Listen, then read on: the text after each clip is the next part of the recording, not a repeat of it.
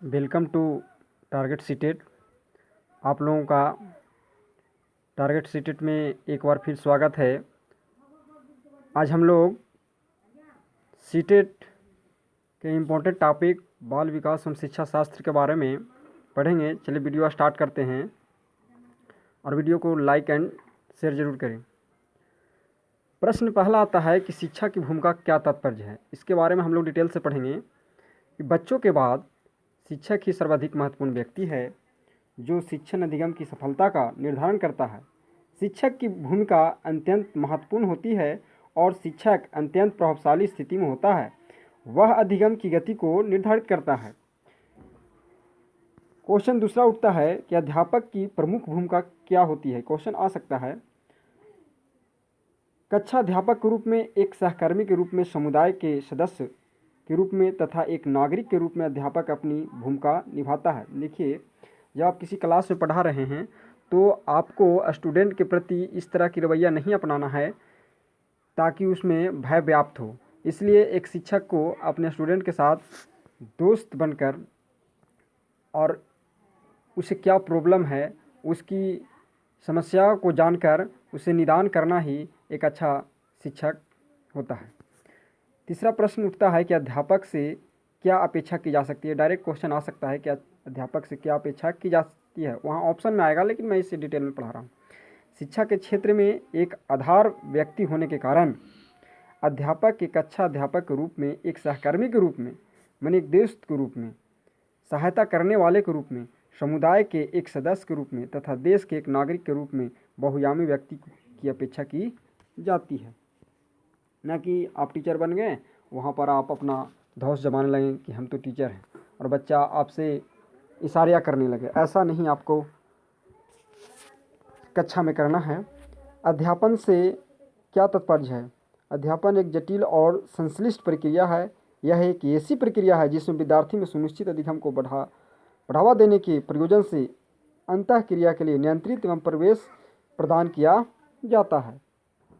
चौथा, ये जितना भी क्वेश्चन आप देख रहे हैं सीटेट के एग्ज़ाम में डायरेक्ट पूछ सकता है, इसलिए इसे आप लोग ध्यान से पढ़ेंगे।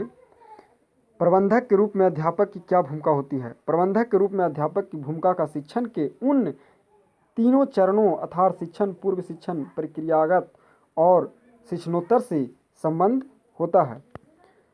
समृद्धि किसे कहते हैं। देखिए, क्वेश्चन सीटेट में आया है,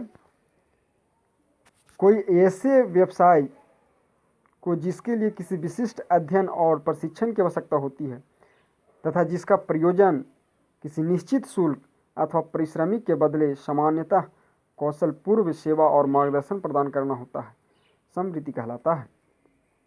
समृद्धि के प्रमुख अभिलक्षण क्या क्या हैं। समृद्धि के प्रमुख अभिलक्षण इस प्रकार हैं। प्रत्येक समृद्धि कुछ विशिष्ट अभिलक्षण निम्नलिखित हैं। पहला, समृद्धि विशिष्ट ज्ञान भंडार और समृद्धि प्रायोगिक प्रशिक्षण की अपेक्षा रखती है। दूसरा, समृद्धि आवश्यक समाज सेवा प्रदान करती है। तीसरा, समृद्धि अपने सदस्यों को निरंतर सेवाकालीन प्रशिक्षण की अपेक्षा रखती है। चौथा, समृद्धि के हितों की रक्षा के लिए प्रत्येक समृद्धि का एक सुनिश्चित सदस्य वर्ग होता है। चौथा, प्रत्येक समृद्धि की अपनी आचार संहिता होती है। प्रत्येक समृद्धि अपना निजी समृद्धि संगठन गठित करती है। प्रत्येक समृद्धि अपने सदस्यों को समृद्धिक जीवन के प्रति आश्वस्त करती है। यानी हम कह सकते हैं कि समृद्धि एक प्रकार का नियोजनबद्ध प्रक्रिया है। क्वेश्चन ऐसे भी आ सकता है कि क्या समृद्धि एक नियोजनबद्ध प्रक्रिया है। बिल्कुल। अध्यापन समृद्धि के अभिलक्षण कौन से हैं। तो अध्यापन समृद्धि के अभिलक्षण निम्नलिखित हैं। पहला, इसमें अनिवार्यता एक बौद्धिक संक्रिया समाविष्ट होती है। यह विज्ञान से सामग्री लेती है। यह अनगढ़ सामग्री को एक व्यवहारिक और सुनिश्चित स्वरूप प्रदान करती है। हम पहले ही कह चुके हैं कि यह एक नियमबद्ध प्रक्रिया है। इसकी प्रवृत्ति शैक्षिक रूप से संप्रेषणीय होती है। इसकी प्रवृत्ति एवं संगठनोन्मुख होती है आदि। विषय वस्तु पर अधिकार से क्या तात्पर्य है। विषय वस्तु पर अधिकार किए बिना कोई भी व्यक्ति प्रभावी अध्यापन नहीं कर सकता। यह अधिकार अनेक तरीकों से प्राप्त किया जा सकता है, अर्थात पुस्तक, पत्र, पत्रिकाएं, कोश, विश्वकोश, समाचार पत्र आदि के पढ़ने से, संगोष्ठी, कार्यशाला, परिसंवाद, सम्मेलन, सार्वजनिक सभा आदि में भाग लेने से, सहकर्मियों, विशेषज्ञों, अधिकारियों से विचार विमर्श करने से, नेताओं और अन्य समृद्धियों से मिलने, अपने पर्यावरण के भीतर और बाहर की घटनाओं के प्रेक्षण से तथा ऐसे ही अन्य तरीकों के माध्यम से ज्ञान प्राप्त करने को ही हम विषय वस्तु पर अधिकार कहते हैं। शैक्षणिक कौशल के प्रमुख स्तंभ कौन कौन से हैं? ये क्वेश्चन आ सकता है। प्रस्तावना, प्रश्न पूछना, सूक्ष्म रूप से जांच करना, पुनर्वलन करना, स्पष्ट करना, उदाहरण देकर समझाना, अध्येताओं के अवधारणात्मक व्यवहार को पहचानना, दृश्य श्रव्य साधनों का प्रयोग करना, श्यामपट्ट का प्रयोग करना, मौन तथा अशाब्दिक संकेत देना, उद्दीपनों में विविधता लाना, समापन करना शैक्षणिक कौशल के प्रमुख स्तंभ है। देखिए यहाँ से डायरेक्ट क्वेश्चन आपको पुटअप कर सकता है कि शैक्षणिक कौशल के प्रमुख स्तंभ कौन कौन से हैं। तो आपकी जितना भी पॉइंट है, जितना भी मैं पॉइंट बोल रहा हूँ, उस पर आपको विशेष ध्यान देना है। डायरेक्ट क्वेश्चन आ सकता है कि शैक्षणिक कौशल के प्रमुख स्तंभ कौन कौन से हैं। इनमें 4 देगा और एक आपको नहीं देगा। जैसे में प्रस्तावना दे देगा, प्रश्न पूछना दे देगा, सूक्ष्म रूप से जांच करना दे देगा, पुनर्वर्ण दे देगा और एक इसमें से नहीं दे देगा। तो आपको इनमें से नहीं का टिक लगाना है। अध्यापक के अन्य प्रभावी गुण कौन कौन से हैं? डायरेक्ट क्वेश्चन पुटअप कर सकता है, तो आप लोग ध्यान से सुनिए। विषय वस्तु पर अधिकार तथा शैक्षणिक कौशलों के साथ साथ अध्यापक के अन्य प्रभावी गुण है उत्तरदायित्व बोध, अध्येताओं के प्रति सरोकार की भावना, अध्येताओं के प्रयासों की स्वीकृति और सराहना, प्रत्येक अध्येताओं को एक विशिष्ट व्यक्ति के रूप में मान्यता देना, स्नेह भाव रखना तथा लगाव महसूस करना आदि ये अध्यापक के अन्य प्रभावी गुण होते हैं। ये डायरेक्ट क्वेश्चन आपको पूछ सकता है। उपबोधक का क्या अर्थ है? ये भी अच्छा क्वेश्चन है। उपबोधक का अर्थ सलाह देना होता है। उपबोधक का अर्थ क्या होता है? सलाह देना। प्रभावी उपबोधक की दृष्टि से अध्यापक का सर्वाधिक महत्वपूर्ण गुण समस्या वाले विद्यार्थियों को अभिनिर्धारण के प्रति उसकी संवेदनशीलता है। जैसे उपबोधक का, आप एक टीचर हैं और कोई उदंड बालक है, तो आपको कितना उसके प्रति, आप उसको कैसे अपने पैशन से उसको विचार में परिवर्तन कर सकते हैं, यही उपबोधक है। प्रभावी उपबोधक के प्रमुख गुण क्या क्या है? देखिए क्वेश्चन डायरेक्ट पुटअप कर सकता है। तो प्रभावी उपबोधक को प्रमुख गुण निम्नलिखित है। पहला, गहन परीक्षण, संवेदनशीलता, समानुभूति, विद्यार्थियों के परिप्रेक्ष्य से समस्याओं को देख पाना, वस्तुनिष्ठता प्रभावी उपबोधक के निम्नलिखित गुण हैं। एक अध्यापक में कौन कौन से गुण होने चाहिए? देखिए ये क्वेश्चन बहुत बार पूछ चुका है, इसलिए आप लोग ध्यान से पढ़ेंगे। एक अध्यापक के निम्नलिखित गुण होनी चाहिए। प्लस सेवा की भावना, निस्वार्थता, कर्तव्यनिष्ठा, धन लुप्त न होना, लोगों के प्रति स्नेहमय, समानुभूति एवं सहनशीलता और अच्छा श्रोता के गुण एवं अध्यापक में विद्यमान होनी चाहिए। ये जिस भी अध्यापक में ये गुण पाए जाते हैं वो एक अच्छे अध्यापक होते हैं। उनमें बच्चों के प्रति लगाव होता है। अगला क्वेश्चन है, शिक्षण पूर्व चरण में अध्यापक की क्या भूमिका होती है? शिक्षण के पूर्व चरण में अध्यापक की क्या भूमिका होती है? तो शिक्षण के पूर्व चरण में अध्यापक की भूमिका मूलतः प्रबंधक, योजना निर्माणकर्ता, निर्णयकर्ता की होती है। इस चरण में अध्यापक शैक्षणिक उद्देश्य निश्चित करता है, उन उद्देश्यों की प्राप्ति के लिए उपाय निर्धारित करता है और उद्देश्यों की संप्राप्ति की सीमा के मापन के लिए युक्तियाँ सोचता है। अगला क्वेश्चन है कि सहानुभूति का तात्पर्य स्पष्ट करें। सहानुभूति एक ऐसा गुण है जिसकी अध्यापक को सर्वाधिक आवश्यकता होती है। यह गुण अध्यापक को अपने विद्यार्थियों की समस्याओं से तथा उनके संयोजन के लिए उनके द्वारा किए गए प्रयासों से जोड़ता है।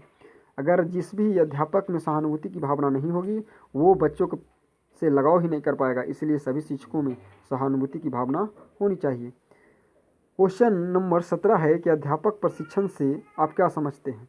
ये बहुत अच्छा क्वेश्चन है। प्रभावी अध्यापक होने के लिए व्यक्ति को अनेक व्यक्तिक गुण और व्यावसायिक दक्षताएं विकसित करनी होती है। अध्यापक बनने के इच्छुक व्यक्ति को समय समय पर प्रशिक्षण की आवश्यकता होती है ताकि वह अपने आप को अद्यतन बनाए रखे। अध्यापक शिक्षा के कितने चरण हैं? तो अध्यापक शिक्षा को एक सतत प्रक्रिया माना गया है जिसके 3 स्पष्ट तथा परस्पर संबंधित चरण हैं। ये चरण निम्नलिखित है: सेवा पूर्व प्रशिक्षण, प्रेरण प्रशिक्षण, तीसरा सेवाकालीन प्रशिक्षण। ये पूछ सकता है कि अध्यापक शिक्षा के कितने चरण हैं डायरेक्ट, तो आपको डायरेक्ट बताना है कि अध्यापक शिक्षण के 3 चरण हैं। कौन कौन? सेवा पूर्व प्रशिक्षण, इसको याद कर लेना है, क्वेश्चन पुटअप कर सकता है कि अध्यापक शिक्षण के पूर्व चरण कौन सा है जिसमें सेवा पूर्व प्रशिक्षण रहेगा और 3 गो नहीं रहेगा, तो इसमें से आपको याद कर लेना है। सेवा पूर्व प्रशिक्षण का उद्देश्य क्या है? तो सेवा पूर्व प्रशिक्षण का उद्देश्य अध्यापक में अपने व्यवसाय के प्रति आधारभूत अंतर्दृष्टि तथा विविध शिक्षण अधिगम प्रक्रियाओं के लिए अपेक्षित मूल कौशलों का विकास करना है। प्रेरण तथा कार्य संपादन चरण के आस को स्पष्ट करें। तो प्रशिक्षण के प्रेरण और कार्य संपादन चरण का उद्देश्य नवनियुक्त अध्यापकों को उस संस्था की रीतियों, तौर तरीकों तथा क्रियाकलापों में परिचित करना है जहां उनकी नियुक्ति हुई है। कार्यशाला आयोजन से क्या तात्पर्य है? तो सेवाकालीन अध्यापक प्रशिक्षण के लिए कार्यशाला का एक अन्य प्रभावी विधि है। इसमें भाग लेने से अध्यापक अपेक्षित सैद्धांतिक ज्ञान के अतिरिक्त अपने सामने आने वाली समस्याओं के बारे में व्यवहारिक अनुभव भी संचित कर सकता है। हम जो तीनों टॉपिक था, जो तीनों मेन पॉइंट था, उसको हमने डिटेल से बताया। इसको आप लोग इस वीडियो को 3 बार 4 बार जब तक समझ में ना आए तब तक देखें और वीडियो को लाइक एंड सब्सक्राइब करें। संगोष्ठी से आप क्या समझते हैं? संगोष्ठी बहुत अच्छा टॉपिक है। संगोष्ठी विशिष्ट प्रकरणों के बारे में जानकारी देने के लिए शिक्षा से संबंधित संगठनों द्वारा प्रयुक्त एक समान साधन है। इसमें लघु समूह में परिचर्चा सत्र के उपरांत आलेख या संदर्शक व्याख्यान प्रस्तुत किया जा सकता है। नामिका परिचर्चा का आस स्पष्ट करें। जितना भी मैं पॉइंट ले रहा हूँ वो नया पॉइंट है, ये सीटेट में बन सकता है, इसलिए आप इस चैनल को बार बार देखें, इस टॉपिक को बार बार देखें। नामिका परिचर्चा में विशेषज्ञों का एक पैनल किसी समस्या के कुछ चुने गए पक्षों पर अपने विचार प्रस्तुत करता है। तदुपरांत श्रोता वर्ग द्वारा प्रश्न पूछे जाते हैं और पैनल के सदस्य उनका उत्तर देते हैं। इसके बाद डिटेल के बाद मैं आपको VVI क्वेश्चन भी लाऊंगा बाल विकास से, जो एक भी एग्जाम में नहीं छूटेगा। अभी मैं डिटेल में पढ़ा दे रहा हूँ। क्वेश्चन नंबर 24, विद्यार्थियों द्वारा अध्यापकों के मूल्यांकन की आवश्यकता को स्पष्ट करें। विद्यार्थियों द्वारा किया गया मूल्य निर्धारण कक्षा में अभिप्रेरण, अधिगम अवसर, अध्यापक और विद्यार्थियों के बीच सौहार्द और संप्रेषण की मात्रा तथा कक्षा समरसता के बारे में जानकारी का महत्वपूर्ण स्रोत होता है। समकक्षी मूल्यांकन से आप क्या तात्पर्य है? बहुत अच्छा ही पॉइंट है। समकक्षी समावेशी शिक्षा के अंतर्गत आता है। समकक्षी मूल्यांकन वह मूल्यांकन है जिसमें अध्यापक अपनी प्रत्यक्ष जानकारी और अनुभव के आधार पर किसी अन्य अध्यापक के कार्य व्यवहार को गुण, दोषों एवं महत्व का परीक्षण और मूल्यांकन करता है। अध्यापक को अधिगम परिणाम के संबंध में क्यों सुस्पष्ट होनी चाहिए? बिल्कुल, ये अच्छा क्वेश्चन है। अध्यापक को अधिगम परिणामों के बारे में सुस्पष्ट होना चाहिए क्योंकि उनके द्वारा निर्णय होता है कि अधिगम कार्यों का आयोजन किस प्रकार किया जाना चाहिए। ये डायरेक्ट क्वेश्चन आपको सीटेट में पूछ सकता है, इसलिए इसे बार बार देखें। अधिगम अनुभवों के आयोजन में अध्येताओं का पूर्व ज्ञान क्यों महत्वपूर्ण है? तो अधिगम अनुभवों के आयोजन में अध्येताओं का पूर्व ज्ञान महत्वपूर्ण है क्योंकि इसे नए ज्ञान के उपार्जन में मदद मिलती है। जैसे कोई बालक, अगर कोई बालक शहरी बालक है और वो शहर के इन्वायरमेंट में रह रहा है, अगर उसे देहात में सडनली लाया जाता है और यहाँ के रिसेप्शन में उसे भेजा जाता है तो वो बालक कन्फ्यूजन हो जाता है। लेकिन वो पूर्व ज्ञान को जोड़कर और अपनी अनुकूलन में और इस वातावरण को अनुकूलित कर लेता है और उसे फिर कोई कठिनाई नहीं होती है। इसीलिए ये क्वेश्चन पूछ सकता है आपको कि अधिगम अनुभवों के आयोजन में अध्येताओं का पूर्व ज्ञान क्यों महत्वपूर्ण है। तो अधिगम अनुभवों के आयोजन में अध्येताओं का पूर्व ज्ञान महत्वपूर्ण है, क्योंकि इससे नए ज्ञान के उपार्जन में मदद मिलती है। तो आज आप लोगों का हमने जितना भी क्वेश्चन, आज हमने 27 क्वेश्चन पढ़ाया, सभी को डिटेल में वर्णन किया हमने। और फिर मैं VVI क्वेश्चन भी लाऊंगा जो डायरेक्ट सीटेट में बनता है। इसलिए मैं आप लोगों से रिक्वेस्ट करूंगा कि वीडियो को ज़्यादा से ज़्यादा शेयर, लाइक एंड सब्सक्राइब करें। मैं इसी तरह आप लोगों को रोज़ वीडियो बना कर देता रहूँगा। Thank you.